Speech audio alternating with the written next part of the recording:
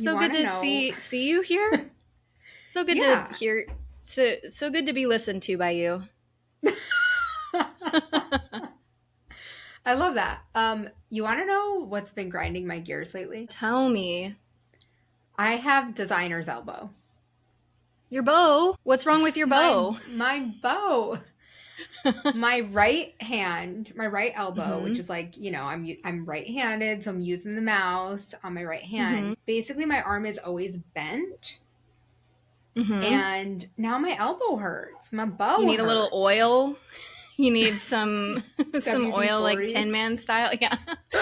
Interesting. I wonder who Yeah. else out there has designer bow. You know what I have is writer's bump What's on my that? finger. It's on my finger. My finger looks a little strange. You can, yeah. Do you see it? It's because, Is it a which is corn or a kernel? actually What's it called? no, Bunion? it is. It's not a bunion or a corn, as delicious as those sound. It actually relates to what we're going to be talking about today, some of our mental health stuff, because I actually, since I was a child, wanted more control than just the normal fingers that you hold on a pencil. You wanted extra So I fingers. added an extra finger underneath the pencil to support it so that I can get even more fine-tuned details. Wait, why did I And now think I have a that crazy bump on my finger. I, for some reason, thought you were like, I put on an extra finger. Like I just put it on. But you mean when holding your pen, you put one of your fingers below or on top. I don't know. Yeah. How do you Wow, show me a you have a beautiful visual? mind that you thought of that. Show me a visual. I need something pencil-ish. Oh, this shows you that I'm very DIY. This is She the pulled out a nearest thing screwdriver. to me. So I hold it like this with just like a clump Oh, of all my fingers. it looks like you are holding that thing for dear life. I know, and it's a problem. So let's start there and go into our mental health Wait, problems, right? I do understand Or though, no? like yes, but even though I write like letters, draw letters a lot, I don't know if I'm out of practice, but like if I have to write my address for an envelope, or I've been doing morning pages, Mm-hmm. by the third page, I'm like, oh, this is awful. Or like by the Yeah. third line, really, it's painful. We You gotta know what? exercise our little fingers more. We had to write lines in one of my choir class, weirdly, in middle school. The choir directors got really mad at us because we were talking too much, and they were like, you have to write like 10 pages of lines that are like, I suck, or whatever they asked us to write. Did you And go to school at Hogwarts? nobody basically, and it carved it into the back of my hand. But I was the only one who was able to finish it all, and they made me come to the front, Good and they for were like, you. look at this, you all failed and she's the only one that could do it. And also that contributed to my mental health issues as well. So Yeah, I mean, I don't know if that's something I would be proud of. Like, ooh, I can write how shitty I am this no, many I know. times. It was conflicting. I was like, For sure. and Well, then that's everyone toxic, else for hated sure. me because they were like, look, it can be done. All of the rest Yeah. of you are slackers. But just so you Speaking know, of I can write some toxicity. mean lines. Okay, perfect. Yeah. Well, Starting the other thing that's well. been happening to my body is that my eye's been twitching. Oh yeah, And your eye's a I real think twitcher. Like you can it literally just hasn't look at her and see it. it hasn't been happening as of late, and I think that's because we've done some work, like some mental health work, and we've gotten some things So off you our think plate. the eye twitch is related to your brain health? I don't It's like a stress know. thing? It could be a nothing thing and just like randomly was happening, but in my Googling, it often is related to just stress. So Yeah. I feel better now. I feel way less And you stressed. do Watch typically this have it at episode. like conferences. You get it when we're traveling. That would make sense. Yeah, it's all checking out. Hire us Or you for your also next break. conference. We're really selling ourselves. I here. actually think, I will say, I do think we were made for the stage. There were a lot of laughs, maybe at us, maybe at our expense, but I think we do a nice job. So please do actually bring us to your conference, because Yeah, no, we're that's happy to fun, talk. actually enjoyable. We recently went to Creative South in the lovely Columbus, Georgia, which, wow, sleeping So on cute. Columbus.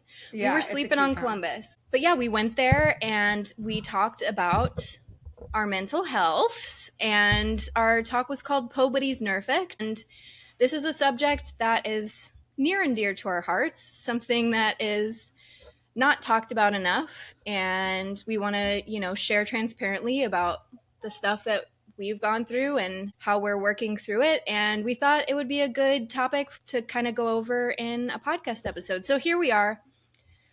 We're going to make you listen to us talk about our brains. We're definitely not going to make you listen. You can turn it off anytime you want. No, but I think it's good. I have like Black Mirror style rigged this podcast so you cannot turn it off. You can't take the AirPods out. So stuck. You're forced. That would be an interesting Black Mirror episode. Like, think about earworms and how you get like a song stuck in your head. Maybe they had like a brain implant in the future and we targeted every person in the US and and we put like oh, you know what earworm song? Sorry, I just have to You can't stop. Sorry. I'm so sorry. You know what earworm song my husband and I always like troll each other with? If there's an Alexa in the other room with the other person, we turn on Mama's little baby's got shortening, Mama's little baby's got shortening bread. You know that song? I think it's a jingle, but no. I mean, it sounds familiar, but I think it's a jingle, right? Like for a product? Yeah. Okay, we'll love that. No, I think it's a real song. But anyway. Okay. That's my Black Mirror idea, is to earworm everybody. No. Immediately no. Okay, but since that's not going to work out, let's talk about Wait, I did see an article that said, got a song stuck in your head, like here's the fix. And I clicked on it. I was like, I am curious, but it was behind a paywall, so I'll never know. Oh man. Well, if anybody pays for that, please write in and tell us what's the fix. Okay, let's talk. So Ilana, let's talk about what's wrong with you. Where do we start? Buckle up, everybody. Okay, so we kind of take, like, we each have our own special something going on. Spicy sauce. Yeah, we all have a special spicy sauce in our brains that tries to work against us, and we're all wrangling with that. My biggest one is perfectionism. And Ilana has ADHD, and she has a lot of different ways that she looks at things because of that. And so we're going to kind of talk about how those have affected each of us and what we do to work together and work on ourselves to get through it and make the best out of what we got. Yeah. I'm looking forward to this. Yeah. So why don't you start with let's start with your childhood. No, I want to hear about the first time that you kind of ADHD was on your radar, and maybe how you felt as a kid and when you kind of found out about all of that. Yeah, that's a really good question. I want to preface it by saying, like, I have amazing parents, and I was not diagnosed by TikTok as many adults are. And it's not, I know it's like more diagnosed now, but that doesn't mean there's more people who have it. It's just more people who are getting diagnosed. So I've had a formal diagnosis since I was like either, I think probably 5th grade or maybe younger, but like definitely in middle school and high school. I had a plan to help me. I had medication. And again, like wonderful support system at home. And so it was never like this thing that was like frowned upon to like in my house or anything like that. But it was not something like getting pulled out of a classroom. I could take my test in another classroom was like not, I want to say like a little embarrassing, but I also enjoyed it. And so there was like a weird like toss up. I remember like not wanting to tell people that I had to take medicine just because like those are embarrassing times anyway. Like you're embarrassed for like breathing when you're in middle school. Like God forbid someone farts. Like that would be the talk of the end of the world. Yeah. So I'm really fortunate in that regard that like I had parents who like could see that I was differently wired and immediately got me everything I needed. And so it never felt like something that was like holding me back. It always felt like just who I was and that I needed tools that might be different than someone else. And so I think as an adult now, I'm just understanding it even more.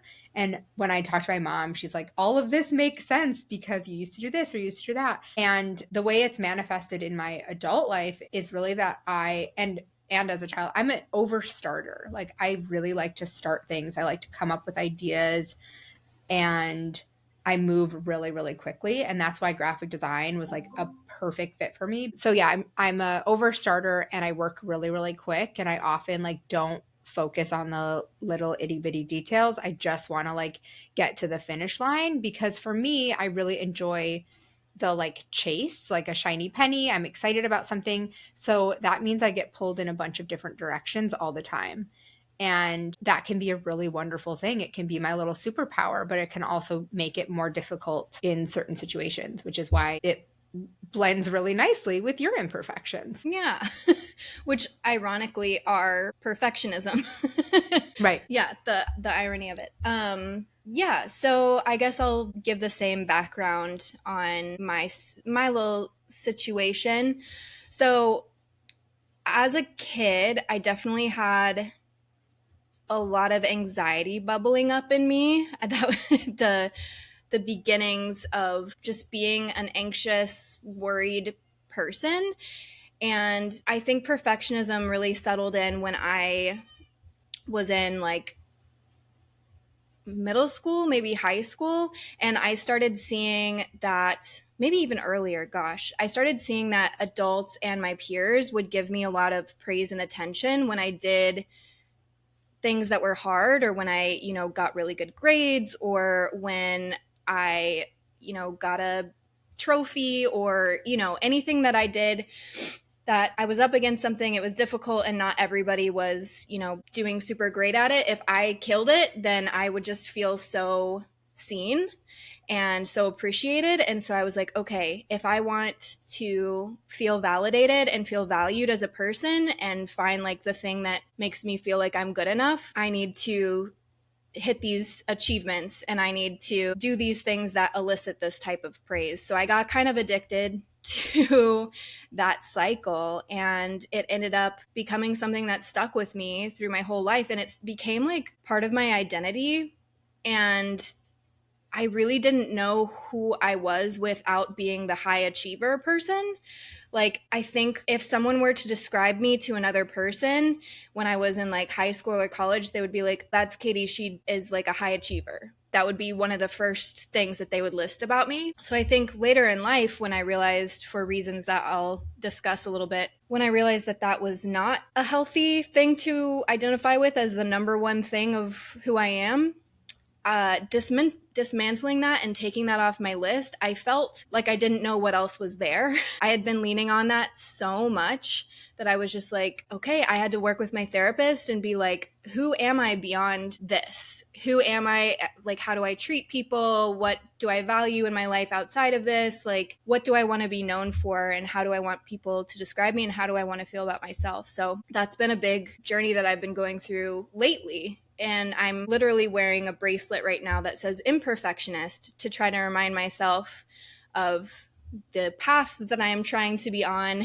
It's definitely not a clear path where I'm just instantly becoming the person that I want to be. I struggle with it every day. And Ilana and I literally have been struggling with my perfectionism as we're working on a project right now. So yeah, we're both in the trenches of both of our things, and we are visiting it every day and trying to just work through it and human. Yeah. I want to talk a little bit though about, you just said like we're working through your perfectionism. Like that's not to say we're working through like Katie's struggling on getting something done because she's trying to be perfect. It's just that because we're taking on projects together, which maybe I should back up even further, is like now, we've been teaching courses and doing the conference, and licensing our own work, but now we're actually creating art for clients together.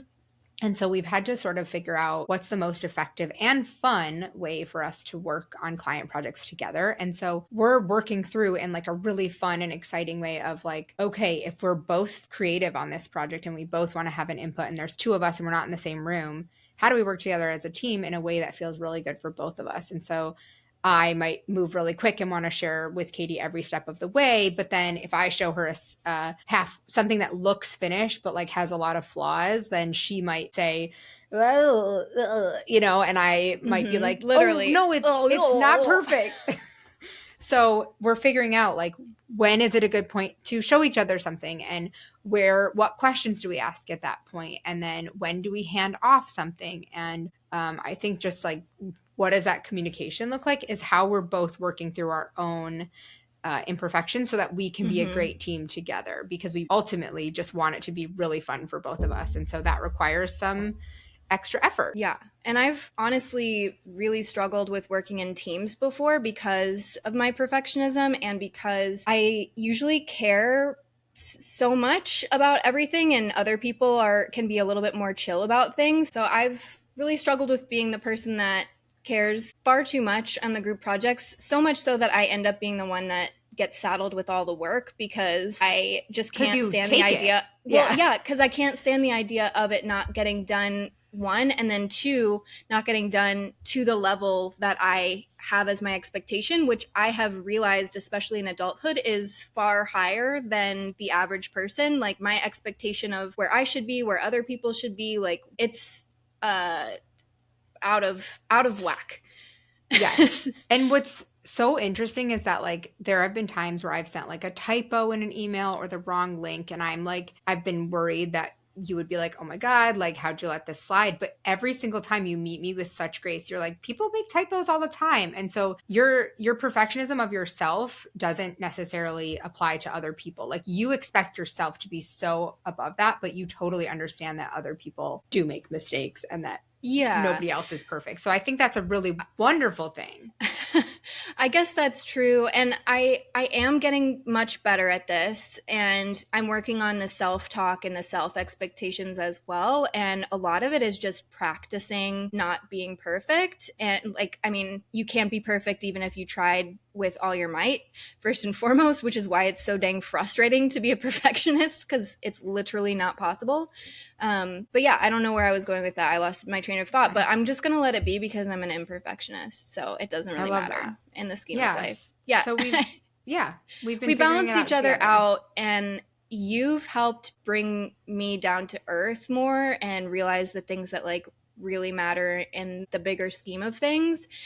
And when is the appropriate time to push something and when is the appropriate time to be like, you know what, it's good as it is. Let's get it out Yeah. into the world, and just, done is better than perfect so many times. I think it's interesting too because with design, like there's no one perfect solution. So like No. you and I could take the same exact prompt and we'll come up with two really great ideas, but they would be completely different. And so it's tough because there's no real stopping point. Like you could keep going on any project with design. It's not like at the end of your shift you clock out and the work is done for the day. Like it's not Yeah. like, okay, I put everything on the shelf and now I'm done. It's just a constant thing. And I think that's something I also struggle with in a very different way, is that I expect that at the end of the day, the to-do list is empty, but it's never empty. It is a ongoing list, and actually made by James. I don't know why. I just in my head call him his handle, as I'm Yeah. sure many people do. But James Martin, he shared something that was like, I went from having a to-do list to having a want to-do list, and that, like, I think I heard that this week. That little tiny mindset shift was like, oh yeah, like I don't have to do everything on this list. And I even said to Katie, like, finishing a project is where I struggle, and it's not that I like can't finish it, it's that I don't ever get to the point where I lose interest. Basically, I get bored. And if you listen to our episode with Andy J Pizza, he talks about like people with ADHD just get bored. It's not like this is so boring. It's a like my brain can't do anymore. My brain is disconnected, like it turned offline. It needs something else to like recharge it. And so I just get bored and I like lose interest and I'm ready to move on to something else. And so I just have to like constantly check my priorities and check with Katie. And so if you're like hearing this and you're like, oh, I wish I had someone, because I think a lot of people came up with like, I want to find my other half. You can also do this work by yourself or with just a friend. It doesn't have to be a business partner. It could be, first of all, a therapist. It could be someone who you can like have a Slack group or a DM or a text message thread with. My friend called it a butt buddy, where like someone you're like attached. I think it's probably like a hip buddy, like you're attached at the hip, but someone you can like constantly reach out to, and there's always an open line of communication where you can say like, this is what I'm feeling, and they can just be a sounding board. I think that really Yeah. helps too. But also I think collaborations are great too. I think awareness of it in yourself is so important because once you get a handle on how your brain tends to work, you can start to have ideas in place of how to handle yourself when you're going Yeah. to those places. And Hmm. we talk about Amy Poehler so much, I feel like, but it makes so much sense Well, because she she's is our best awesome. friend, so Yeah, she's literally our best friend. yeah. But I was just like, you know what makes me feel better and more confident as a person? If I just picture like WWAPD, like what would Amy Poehler do in Aw. this situation? Like if I was stepping into her shoes, like how would she handle this situation? Would she freak out if something's not perfect? Absolutely not. She would just totally pivot and make the best out of it and have a good time doing it the whole way and be laughing the whole way. So that was like a revelation to me Yeah. recently. Other things that help are medication, therapy, Yeah, support you know, systems. those But things. also, it's funny that Pretending you you're said Amy that. Poehler. I didn't know you were going to say this about Amy Poehler. And the funny thing is that when I was going through my journey to small claims court, which I don't think we've even done a full episode on, but when I was going through that, I literally had a notes list on my phone of all the times that Amy Poehler as Leslie Knope gets like basically shit on and then gets back up again. And like people don't believe her, people don't vote for her, people don't trust her, but she like keeps going regardless. Hmm. And that's who I embodied. Like, yes, Amy Poehler, but her as Leslie Knope, because she like could not be taken down, and she just like had an unbreakable faith in herself. And that was like what I went into this like case to say, like, I deserve to be paid for the work I did. So I loved this like unbreakable belief in herself, but also she had a network of people lifting her up and encouraging her. And so I think often, especially if you're self-employed, it can be really challenging. And so finding the core group of people, finding whatever rituals or habits or support you need is really helpful. But Can I just yeah. one thing and before we leave Amy Poehler, there is a quote from Parks and Rec that my husband and I say all the time to each other when we're trying to remember things like aren't as big of a deal as we feel like they are. I think maybe it's when she and Ben drink the blueberry wine or Ben drinks the blueberry wine. I don't know. It's when they're drunk for some reason and Ben flushes his keys down the toilet and he goes, flush my keys down the toilet. And she goes, it's no problem. It's no problem. And so Love we're that. constantly quoting that to each other and just being like, you know what? Don't worry about it. We could flush our keys That's down the toilet and we'd still figure it out. Yeah, I feel like a code word to like remind you that it's like not that deep. This happens with me a lot in parenting where I'm like, this is me making a big deal of it because my window of tolerance is little, but it's actually not a big deal. Like it's just the like straw that broke the camel's back. Um, yeah, so all that is helpful, and you don't need a business partner to do that, but that community and connection is, I think, critical, as well as professional help. And there's lots of books we've read, and like this is an Mm. ongoing process, but I think there's a lot of good that has come out of it too. Like right now we're working on projects that are so fun that I literally don't want to close my computer at the end of the day. But it's not without challenge either. Like it's not going to just be easy. Yeah. And one thing that Katie and I remind each other of is like there are going to be days where we don't get to do the fun stuff, and like no job is free from that. No job is free from like having a hard day at work or like having a moment like nothing is ever perfect. And so in every career, in every life cycle, whatever season of life, you're going to have days that are just harder than others. And some are going to be significantly harder. And I think mindset is like one of the biggest things to help us combat that. I've been suggesting this book to people lately in our talks and just in DMs. It's called How to Be an Imperfectionist by Stephen Guise. And it's the book that I read when I started having panic attacks from my imperfectionism or my perfectionism, which we should talk about as well. But a lot of people have told me they absolutely love it and it's really been helping them. And it's definitely one of the best, self-helpy books that I've read. Usually the self-help books tell you how they're going to help you for the first like 10 chapters. And then the last chapter is like one actionable thing. And you're like, dang it. But this one is really, really good. And it's like built for perfectionists. So it's very helpful. Yeah. Highly recommend. I think one of the other things that I do, I haven't read that book, but I use the Calm app, and I talked about this at the event as well. My dad and my mom and dad took me my first transcendental meditation like class thing when I was like 8, and it's just stuck with me. I'm not great at it, but I think that's the whole point, is like you practice, and the whole point is just like to be aware. And so like whether it's awareness, whether it's a guided meditation, whether it's reading, there's like so many different tools you can tap into, and finding the right one for you, I think, is the most helpful thing. And there's definitely no like rhyme or reason, just yeah, whichever one works for you. Shall we talk a little bit about panic attacks? I mean, let's do it. I tried to make that sound as sexy as I could. Panic attacks. Yeah, so I have panic disorder. It's gotten a lot better, but I figured I'd give a shout out to the other folks who are listening who feel the same way, who have the same disorder, or who have it and maybe don't know about it yet. You know, talking about it is the first step.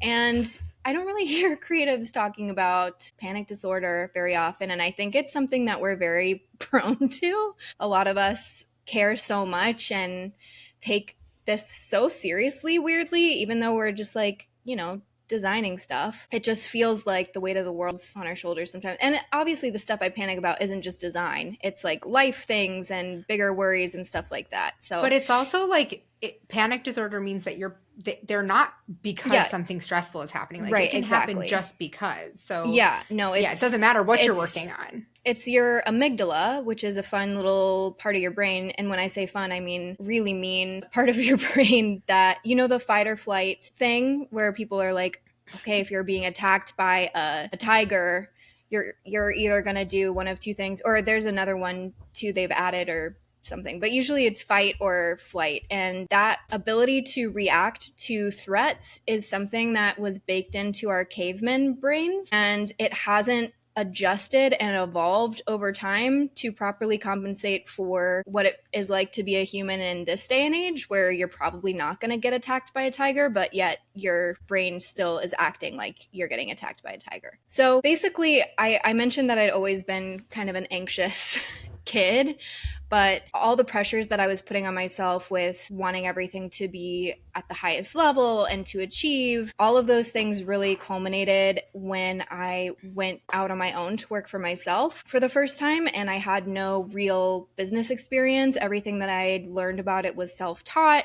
I did have a ridiculously thorough 40-page business plan before I left, which honestly just shows how scared I was of the whole thing, that I felt like I needed that much structure. And the issue came when I had all that structure and I had all the plans, and then life lifed and it looked very different than my actual plans. And when I tried things that I had worked out on paper, they didn't necessarily work out in real life. And that was really hard for me to do, to make this really risky decision to be my own boss and have no paycheck coming in from somebody else to make me feel, you know, somewhat stable. You know, it just kind of broke my brain because I was trying to be risky and trying to be safe and structured at the same time, and those things just didn't go together. And so around my wedding, it was the night of my bachelorette party, I had my first panic attack, but I didn't know it at the time. And I just want to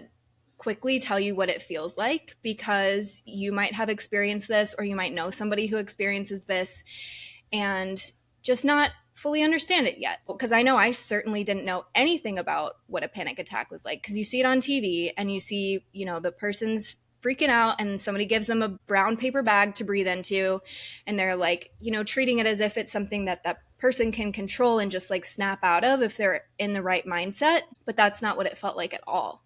It actually felt like I was dying. I woke up with a start after I'd fallen asleep, and my whole arm was numb.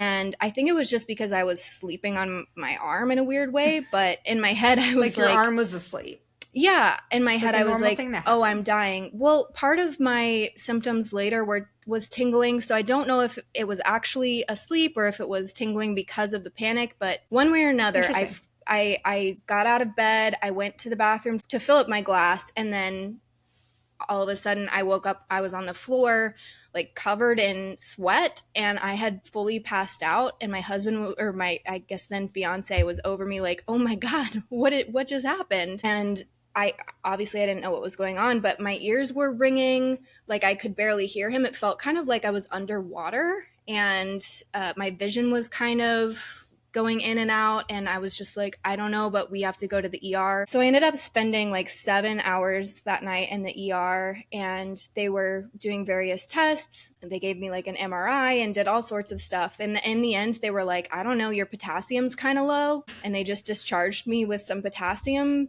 pills or whatever. And I was like, okay, great. Obviously I wasn't convinced that I was all better and that that was what it was. You know, trusting doctors to actually really look into something as deeply as you want them to and give you the depth of a solution that you want is not something that's easy to do in this day and age.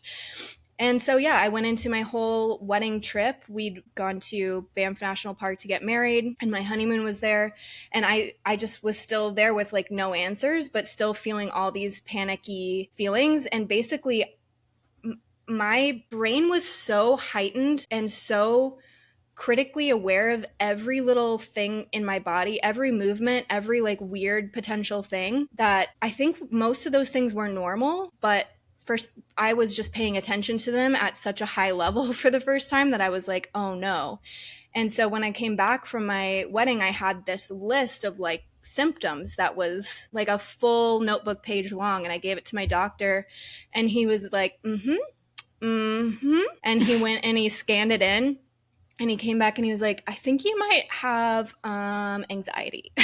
Just a wild guess. And we did blood panels and all sorts of stuff, and it turns out that we eliminated, I think, everything else. And so yes, it turns out it was anxiety. I hope that wasn't, you know, too long and detailed, but I just feel like I would have appreciated knowing more of what that actually looks like and feels like for somebody, because I don't think I was appreciating what people were going through before I don't think knew you that. get it unless you've been in it. Like you don't. Yeah. For Other sure. symptoms that I've felt too, like total numbness in my face, and also migraines. I get migraines really bad, and they have the same symptoms sometimes, and they also have the same symptoms as a stroke, which is really cool.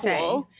Yeah. So if you think you're having if you don't know what is going on, I think you lift up your arms, and if you can't lift one of them up, I can't remember which one it is, then you might be having a stroke.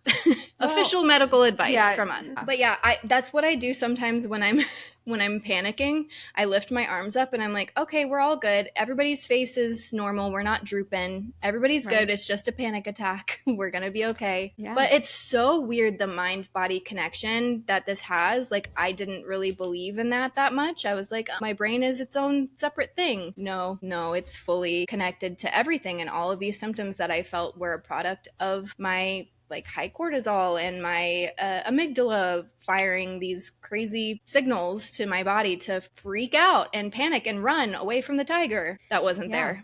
Yeah, I think just like we said earlier, like being aware of this and being comfortable like sharing about it, I think is really like where it starts. And I think especially now there's so much like so many people who think they're like a doctor on TikTok sharing their personal experience. And it's just important to remember that like your personal experience is going to be your own.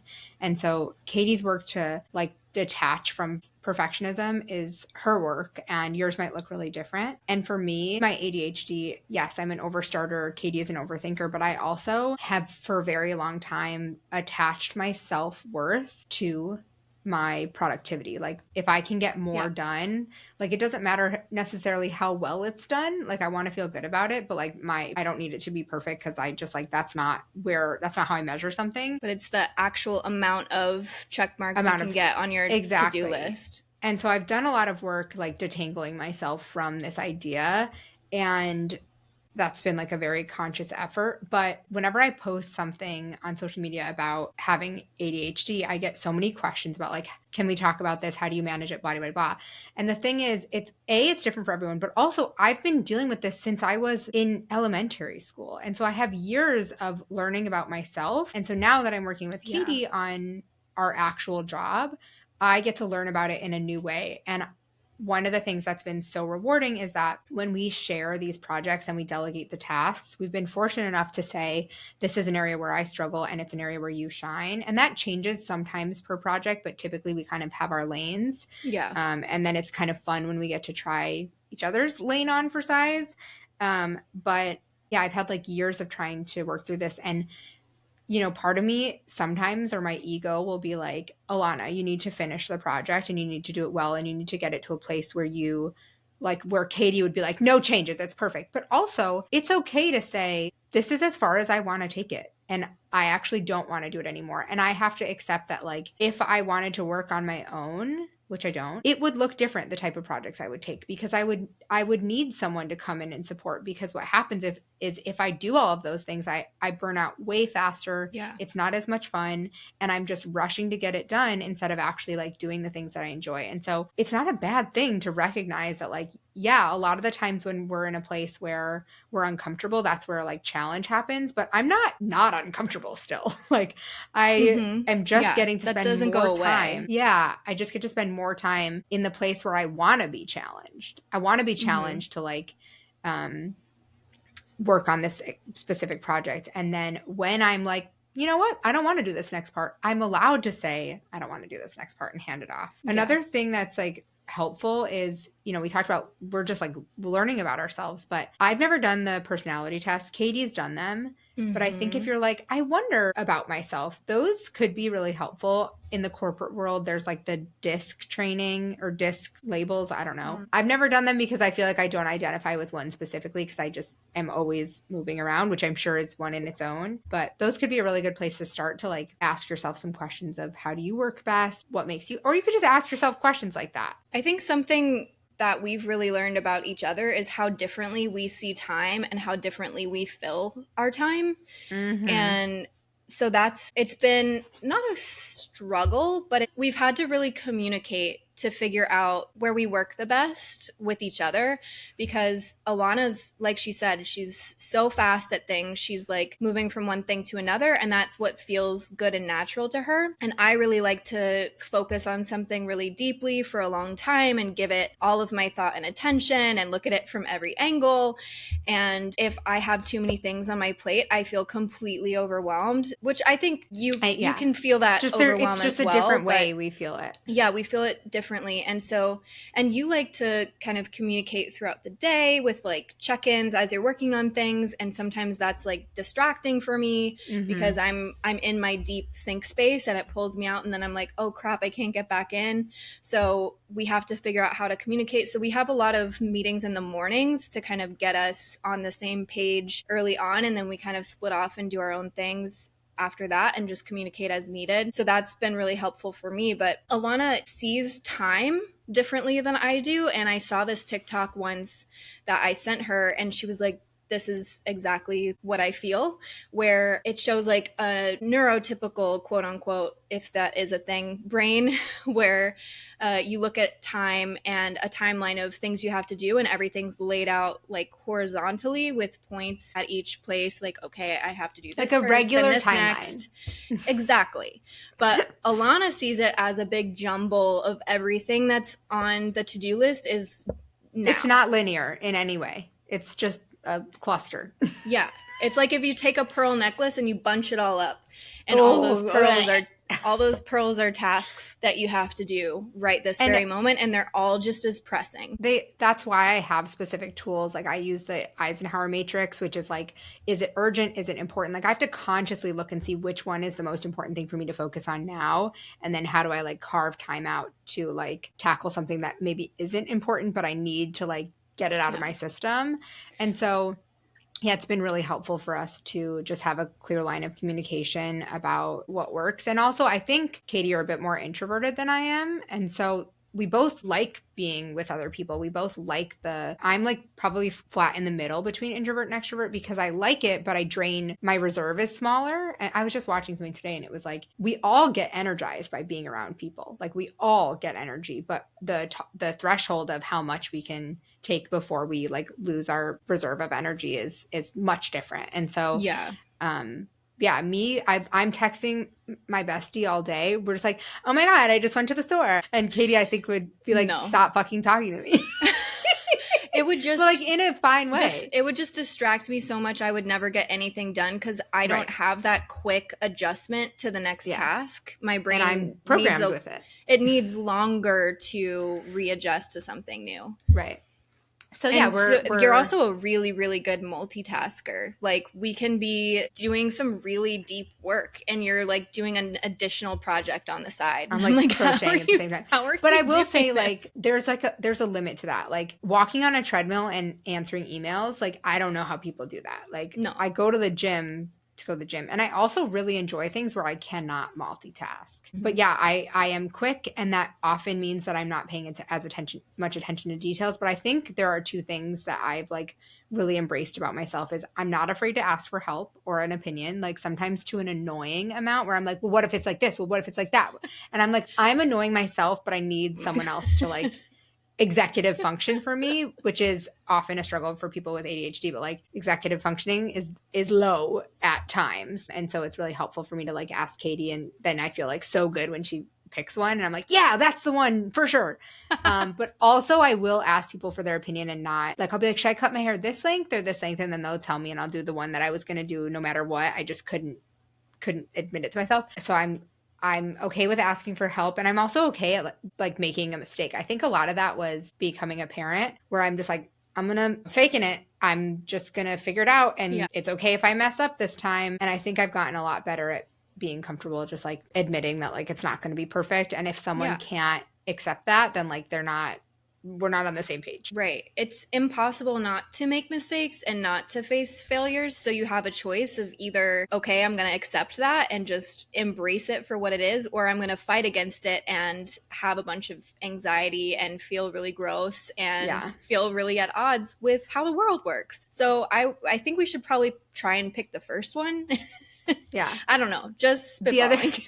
the other day, ChatGPT made a grammar error and Oh, I yeah. called it out, and I was like, I'm amazing. Like I either broke you or I saw a crack in your foundation. And I was like, Ilana, you're amazing. And ChatGPT's response was like, babe, I'm so proud of you for catching that. Way to go. I took a Yeah, screenshot. Chat GPT is way too hype girl these days. Oh, for real. Yeah, It's far too it's no. intense. I But don't also like be it. nice to me. Be nice to me, but you don't have to be that nice. Yeah, a little bit of politeness, but I don't need you to hype me up just because I typed, you know, your The instead of your. that's the example I was thinking. But That's the it one I did make used. you feel really good, so It did, yeah. Anyway, okay, so take care of your mental health for yeah. sure. What else? Yeah, I guess I hope the takeaways from this episode are maybe some of you hear some of yourselves in our stories and, take something away about how we're learning to handle it, or, just feel a little bit more seen and part of the community of artists that all have something going on. We're all neurospicy in our own ways. We all have a lot of mental health things to work through. So I think it's good to remember, again, as cliche as it is, Instagram is completely curated. There's not this experience. Like when I'm having a panic attack, I don't run to Instagram to post it, weirdly, but I'm still having What? them. I Yeah. still occasionally have panic attacks despite my medication, despite my therapy, and that's happening in the background. So if you're feeling these feelings and you're like, why is nobody else going through this? Oh, honey, we are. We're really going through it. Yeah, definitely not alone. Yeah. And yeah, if you ever want to chat with us in the midst of something like that, you can pop into our Slack channel. I'm sure someone in there or one of us has probably felt the same feelings you're feeling. And if you haven't been to a creative conference, it's really cool to be in a room full of people who get it. The girls who get it. Mm-hmm. But where you can just connect on, like, it was so nice after our talk to connect with people who are like, I've had those exact same feelings, or Yeah. I've made that exact same mistakes. We shared some of our mistakes we've made and how like they really weren't a big deal. That And also so if really you got haven't us been, past the small talk with people and like yeah. instantly into some really deep stuff. So that was really Yeah, cool to have that connection with people instantly. for sure. Yeah, so we did Creative South and Crop in Austin. And of course, it was great to just be together as well, since y'all know we don't live near each other. So, yeah, you're not alone if you're feeling these feelings. And hopefully, some of the things we shared help you recognize that, but also maybe you've walked away with some tools to add to your tool belt in the mental health space. Many, many kisses, many hugs, showering you with our love. And I hope that Yeah. you have some nice positive self-talk to yourself today. Imagine Amy Poehler on your shoulder. telling you Would love very that. nice things about yourself and just laughing along with you. All right. Love that. Gonna leave you with that. All right. All good things.